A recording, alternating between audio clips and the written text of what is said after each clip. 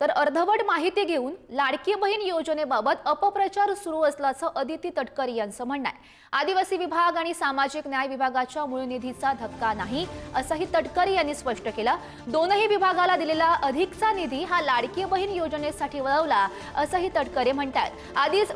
आदिवासी विभाग आणि सामाजिक न्याय विभागाला जो अर्थसंकल्पात निधी दिला जातो त्यात अधिकचा निधी दिला गेला आहे आणि त्यातून लाडकी बहीण योजनेला निधी वळला केला आणि त्यामुळे या दोन्ही विभागाच्या मूळ निधीला कुठेही धक्का न लावता लाडकी बहीण योजनेचा निधी उपलब्ध करून दिला जातोय असंही अदिती तटकरे यांचं म्हणणं आहे।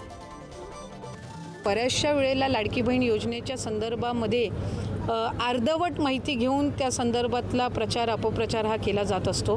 खरं तर वस्तुस्थिती ही आहे की आदिवासी विभाग आणि सामाजिक न्याय विभाग यांना गेल्या वर्षी किंवा त्याच्या आधीच्या वर्षामध्ये जितका निधी दिला जात होता त्याच्या तुलनेमध्ये त्यांना अधिकचा निधी दिलेला आहे। जो राखीव निधी असतो किंवा जो त्यांच्या अर्थसंकल्पामध्ये नियमितपणाने दिला जातो त्याच्यामध्ये या ठिकाणी अधिकची वाढ ही साधारणपणे केलेली आहे। 3000 कोटीपेक्षा अधिकची वाढ ही केलेली आहे आणि लाडकी बहीण योजनेला सुद्धा त्या दोन खात्यातून मिळत आहे। त्याच्यामुळे त्यांच्या मूळ निधीला कुठेही याच्यातून धक्का लागत नाही।